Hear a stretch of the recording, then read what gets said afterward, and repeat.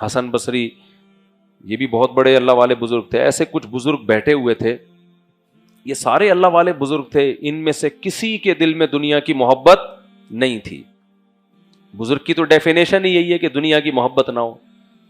اگر کوئی اللہ والا ہے اور بزرگ ہے, داڑھی ہے, اور دنیا کی محبت اتنی ہے, مرتا ہے پیسوں پہ, اس کا مطلب وہ بزرگ ہے ہی نہیں.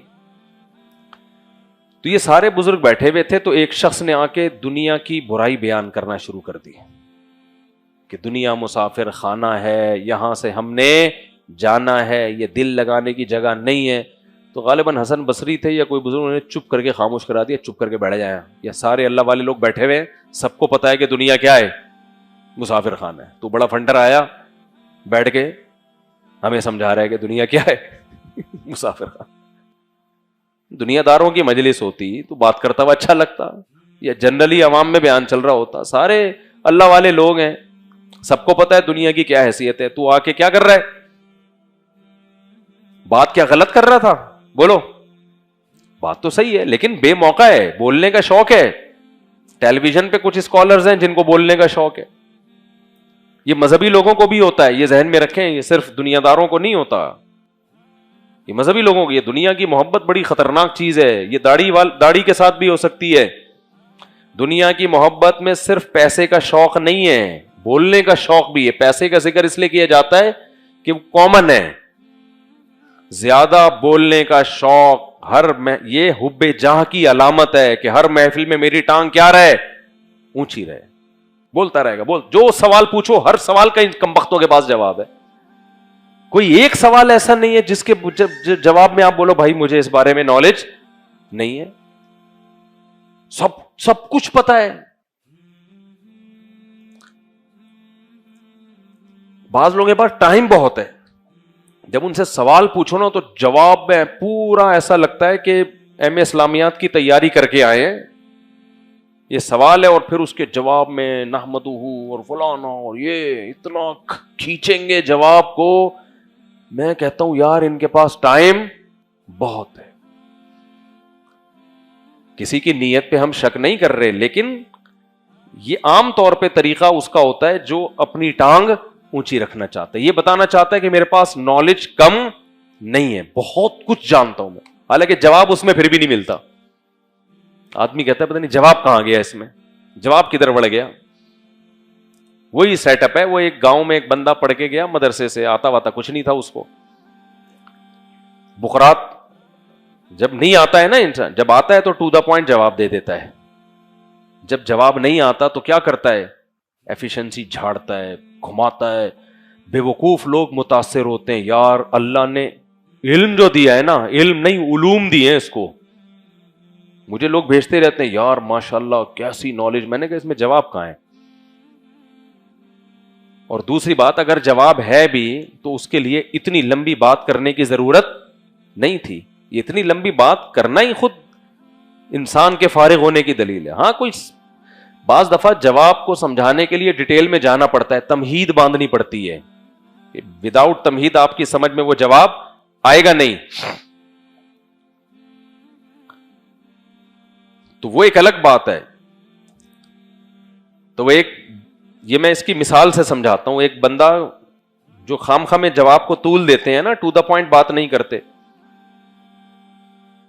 تو ان کی مثال ہے, ایک وہ مدرسے میں ایک بچہ پڑھنے کے لیے آیا تو پڑھا بڑا تھا نہیں, اس نے کھیلتا کودتا رہتا تھا. جب عالم بن کے گیا ہے تو اس نے اپنے ٹیچر سے پوچھا کہ لوگ تو مجھ سے مسائل پوچھیں گے, مجھے تو آتا واتا کچھ بھی نہیں,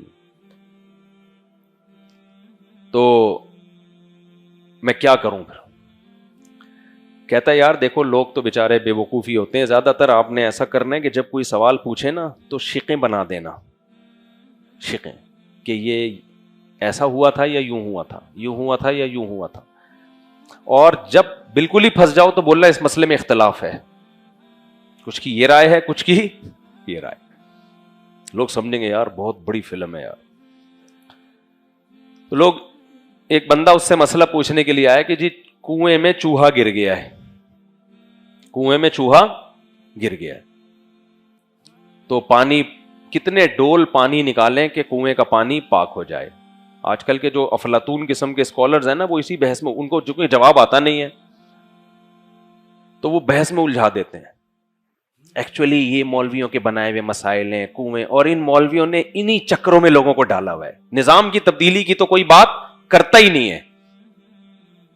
ابے میرے بھائی, جب تو نظام تبدیل کرے گا تو کیا چوہے کنویں میں گرنا بند کر دیں گے کیا؟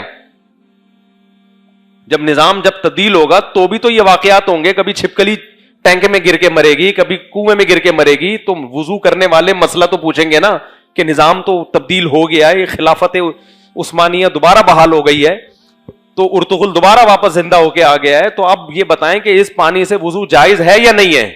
مسلک تو چینج نہیں ہوگا نا. ابھی تو نظام کیا وہ مسئلہ پوچھ رہا ہے, اس کا جواب دو. اکثر میں نے جو لبرل قسم کے اسکالرز ہوتے ہیں نا, جب ان سے کوئی مسئلہ پوچھو, بس یہ مولویوں نے انہی چھوٹی چھوٹی باتوں میں لوگوں کو لگا دیا. ہوا نکل جائے تو وضو ٹوٹ جاتا ہے, اور پانی میں چوہا گر جائے تو اتنے ڈول نکالو, بلی گر جائے تو اتنے ڈول نکالو, کتا گر جائے تو اتنے ڈول نکالو. بھائی مسئلہ تو ہے نا,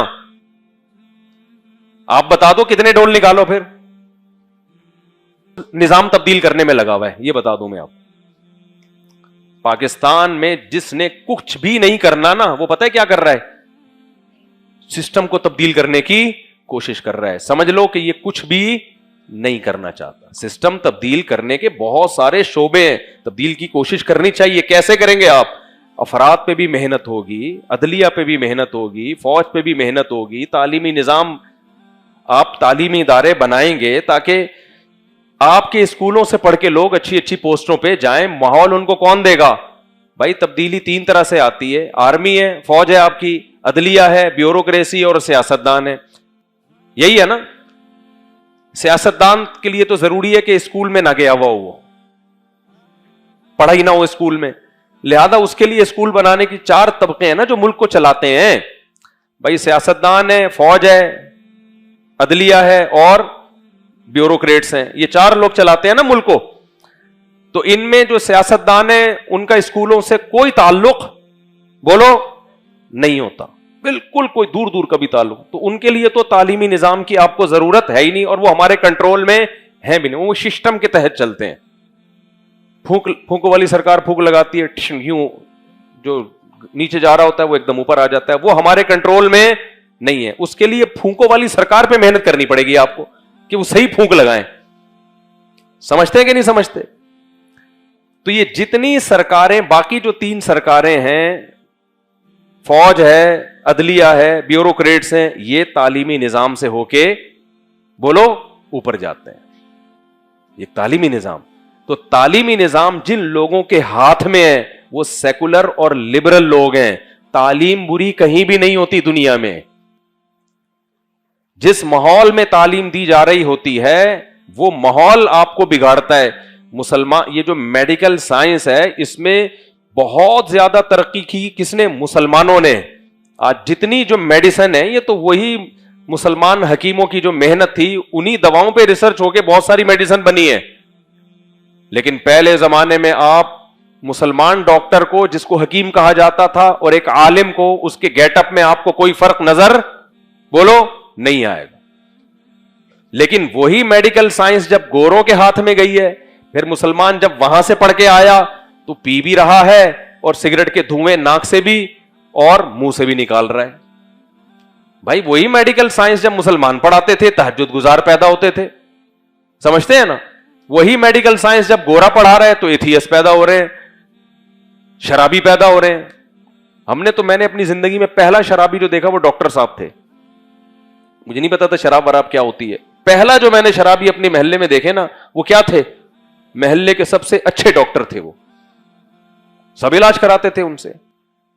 حالانکہ نہ ان کا بھائی شرابی, نہ ان کا ابا شرابی, نہ ان کی اماں شرابی, ایک اچھے خاندان سے تھے, لیکن شراب پیتے تھے. اور ہمیں پتا کیسے چلا شراب پیتے ہیں؟ ایک دن بہت اسپیڈ کے ساتھ گاڑی میں آ رہے تھے. بھائی لگ رہا تھا کہ راستے میں جو آئے گا اڑا دیں گے. اب کنارے پر ایک طرف تو آپ دیکھیں کہ اتنی اسپیڈ سے کہ ان کو پرواہ ہی نہیں, کوئی بندہ بیچ میں آ, شکر ہے کوئی بچہ نہیں آیا روڈ پہ, ورنہ اڑا دیتے اس. دوسری طرف قوم کی خدمت کا جذبہ آپ دیکھو. ایک گٹر کے ڈھکن کے اوپر نا پتھر رکھا ہوا اتنا بڑا, وہ سائڈ پہ ہے, وہ کسی کو کچھ نہیں کہہ رہا. گاڑی اسپیڈ سے لے کر گئے آگے, ریورس کی, روکی, اور وہ ڈھکن اٹھا کے کنارے پر رکھ دیا کہ کسی کو ٹھوکر نہ لگ جائے. ہم حیران تھے کہ یار یہ اتنا نیکی کا جذبہ ان میں کہاں سے آیا کہ جس پتھر کے سے ٹھوکر لگنے کا دور دور کا بھی امکان نہیں ہے اس کو بھی سائڈ پہ رکھو, اور اتنا بھاری پتھر وہ عام آدمی سے اٹھتا نہیں تھا, وہ کنارے پہ لگا دیا اور خود ایسے ڈرائیو کر رہے ہیں کہ لگ رہا ہے کہ یہ 2-4 بندے ماریں گے ڈاکٹر صاحب.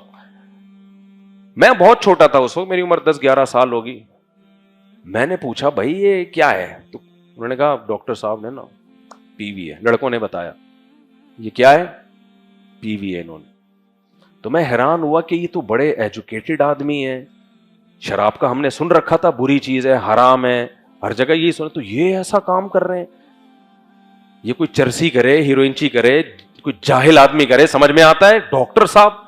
اب اس کی بات, اب وجہ سمجھ میں آئی. بھائی بات یہ ہے کہ جو ماحول یونیورسٹیوں میں, تو اب شراب وراب دور کی چیز ہے, اب تو ڈائریکٹ آئس لے رہے ہیں. اور اب دیکھیں, اب تو میڈیکل سائنس کے جو میڈیکل کالج نہیں, اب تو الحمدللہ اللہ نے ہمیں بڑی ترقی دی ہے. ہماری جو یونیورسٹیاں ہیں بھی چرس پی نہیں ہیں اللہ کے فضل سے, بڑے اچھے اچھے گھرانوں کی لڑکیاں ہیں, اور ہیروئن بٹ رہی ہے, چرس, آئس, اور ایسے ایسے نشے ہم نے کبھی ان کے نام بھی نہیں سنے. لوگ بتا رہے ہوتے ہیں مفتی صاحب وہ اس پہ ایک دن بیان کر دیں, پتہ نہیں کیا ہے یار, میں تو اللہ کا شکر ہے نہیں آتے ہمیں نام. ایک چیز آ رہی ہے, ابے ڈرگس تو ایک عام ہوتا ہے نا, بہرحال اب مجھے ذہن میں نہیں آ رہا, اچھا نہیں آ رہا ورنہ یہ جا کے سرچ کریں گے.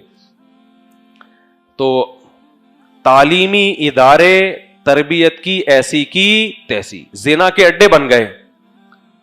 اس سے پتہ چلتا ہے بھائی تعلیم تو ظاہر ہے بری چیز نہیں ہے. میڈیکل سائنس کی کتاب میں تھوڑی لکھا ہوگا کہ روزانہ پی کے گھر پہنچا کرو, بلکہ نقصانات ہی لکھے ہوئے ہوں گے کہ یہ نقصان ہے اس کے. تو آپ جو بھی خرابی آتی ہے نا اپر لیول پہ, وہ تعلیمی اداروں سے جو لوگ فارغ ہو کے جاتے ہیں. تبھی جامعۃ الرشید چیخ رہا ہے کئی سالوں سے کہ بھئی یہ تعلیمی ادارے علماء کیوں نہیں بنا لیتے, سارا زور صرف مدرسوں ہی پہ کیوں لگایا ہوا ہے. قوم کی نبض جن لوگوں کے ہاتھ میں ہوتی ہے وہ مولوی نہیں ہے, وہ عدلیہ ہے, وہ آپ کے بیوروکریٹس ہیں, اور وہ آپ کی شف سرکار, وہ فوج ہے, اور وہ سیاست دان ہے. تو سیاست دانوں پر تو میرا خیال ہے زیادہ ہم محنت کر نہیں سکتے.